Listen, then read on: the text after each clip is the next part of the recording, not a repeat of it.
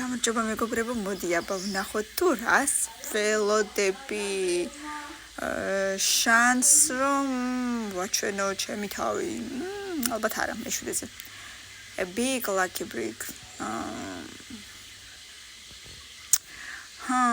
როცა იქნება ჩემი დღე და რაღაცაში გამიმართლებს მეორე. სავარაუდოდ. A second chance, მეორე შანსი. შემდეგ an epic love story არ ველოდები. ვიღაცას ბოდიში უთხრა. მაგას ველოდებით, უბრალოდ თქვით მაშინ როცა საჭიროა. Surprise visit. ალბათ, კი. As soon as I am on the right path.